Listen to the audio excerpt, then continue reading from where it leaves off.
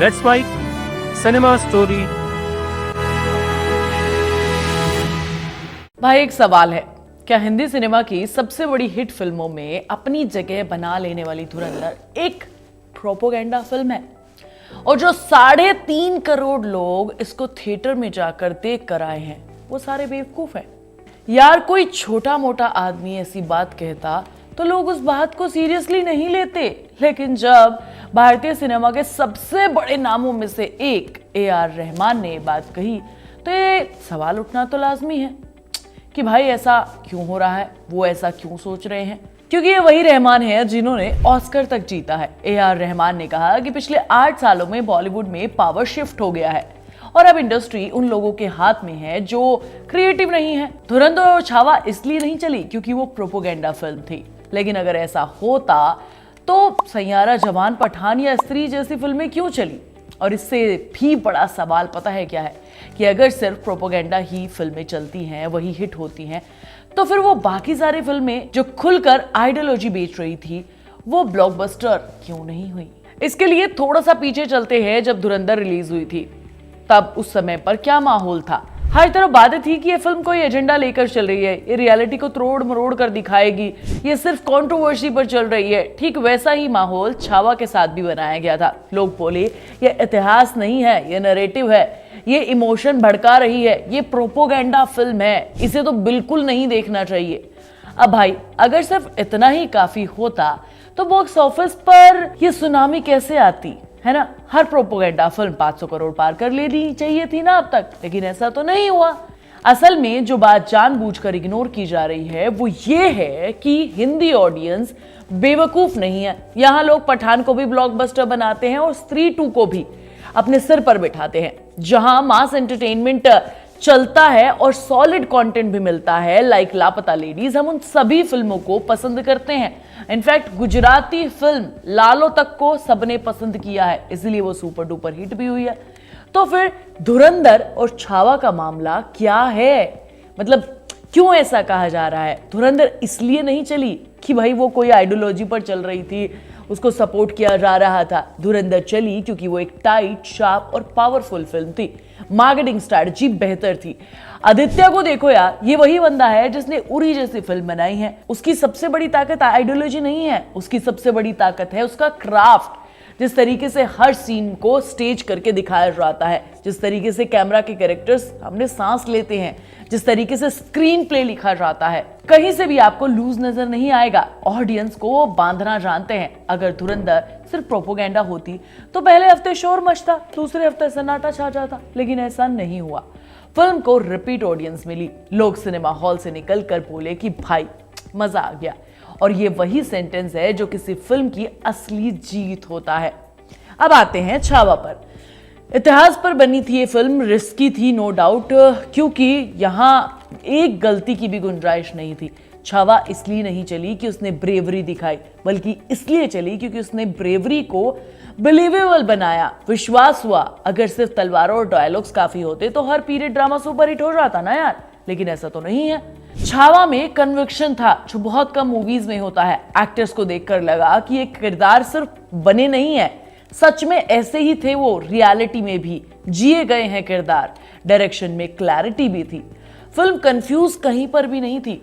उससे जो कहना था उसने कहा। और सबसे बड़ी बात, फिल्म ऑडियंस को लेक्चर कहीं से भी नहीं दे रही थी। प्रोपेगेंडा वाली फिल्म की सबसे बड़ी प्रॉब्लम यही होती है, वो ऑडियंस को एंटरटेन नहीं करती, वो ऑडियंस को सिखाने लगती हैं।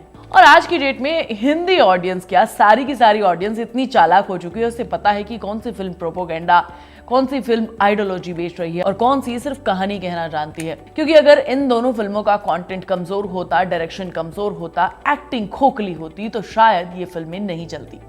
अब सवाल ये है कि डिबेट्स और कंट्रोवर्सीज हेल्प जरूर करती हैं, मैं इसे इग्नोर नहीं कर सकती, हाँ करती हैं, लेकिन बस 2-3 दिन, उसके बाद सिर्फ एक ही चीज काम करती है, फिल्म अच्छी है या फिर नहीं। आज सब स्मार्ट हो गए हैं, वो एजेंडा भी पहचानती है और जेन्युइन स्टोरी टेलिंग को भी। इसीलिए ये कहना कि धुरंधर और छावा सिर्फ प्रोपोगेंडा की वजह से चली है, ये ऑडियंस की इंसल्ट होगा, ये फिल्म मेकर्स की इंसल्ट होगा जिन्होंने सालों तक क्राफ्ट पर काम किया और ऐसी बेहतरीन फिल्में दी। और हाँ, प्रोपेगेंडा का दौर आया है, लेकिन उसी दौर में फेक डायरेक्टर्स, फेक एक्टर्स और फेक देशभक्ति को एक्सपोज भी कर दिया गया है, जो टिक नहीं गया है। आपने नहीं देखा होगा, जो क्वालिटी नहीं देता है, आपको सिर्फ आइडियोलॉजी बेचना चाहता है, आपको सिर्फ प्रोपोगेंडा बेचना चाहता है, वो फिल्म बिल्कुल नहीं चलती दूसरे तीसरे दिन के बाद। ये एक लहर है जिसे बस चढ़ाने की कोशिश की जा रही है। कुछ ने धार्मिक भावनाओं का इस्तेमाल किया, कुछ ने राष्ट्रवाद का इस्तेमाल किया, किसने आउटरीच क्रिएट करने की कोशिश करी। अगर उस सारे शोर के बीच में फिल्म सॉलिड नहीं थी तो वो नहीं चली। आखिर में सिनेमा एक्सपीरियंस के बारे में बात कर लेती हूँ। जब आप एक बार थिएटर में बैठते हैं, लाइट डिम हो जाती है, फिल्म शुरू होती है, आइडियोलॉजी आपका 2.5 घंटे का अटेंशन नहीं पकड़ सकती। एक अच्छा लिखा हुआ सीन पकड़ सकता है, एक पावरफुल परफॉर्मेंस पकड़ सकती है, एक कहानी जो आपके दिमाग को मूव करे, जो आपको पकड़ती है। धुरंधर में वो सब था, छावा में वो सब था। ऑडियंस आइडियोलॉजी के लिए टिकट नहीं खरीदती, वो एंटरटेनमेंट के लिए देखती है, इमोशन के लिए देखती है, और सबसे बड़ी बात, एक एक्सपीरियंस के लिए देखती है। तो देखो यार, मुझे लगता है कि अच्छी फिल्म मेकिंग को सेलिब्रेट करना चाहिए, हर सक्सेस को प्रोपोगेंडा कहना बंद कर देना चाहिए। आज के लिए बस इतना ही। आपको क्या लगता है, आप एग्री करते हैं, डिसएग्री, मुझे कमेंट करके जरूर बताना। वीडियो अच्छा लगा हो तो प्लीज लाइक का बटन दबाएं और कमेंट करें, और सब्सक्राइब करना बिल्कुल ना भूलें। और याद रखिए, अच्छा सिनेमा हमेशा अपनी ऑडियंस ढूंढ लेता है। अगले वीडियो में मिलते हैं। आप सुन रहे थे let's mike more than radio.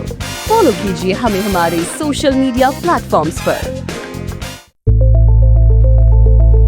It's time for news. It's time for more than radio, presenting the first radio news app, Let's Mic.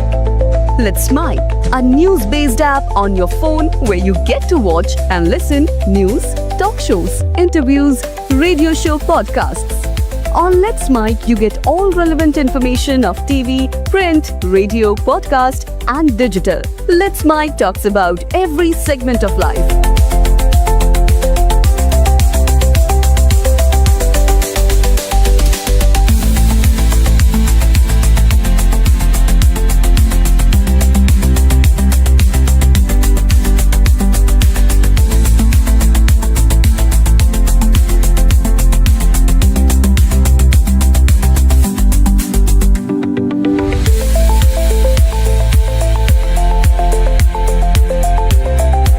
Download the app now from Play Store. Available both on Android and iOS mobile phones.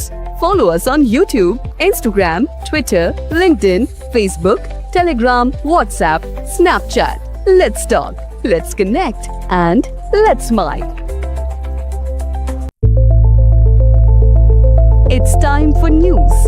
It's time for more than radio. Presenting the first radio news app, Let's Mic.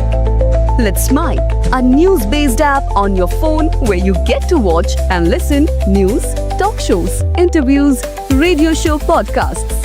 On Let's Mic, you get all relevant information of TV, print, radio, podcast, and digital. Let's Mic talks about every segment of life.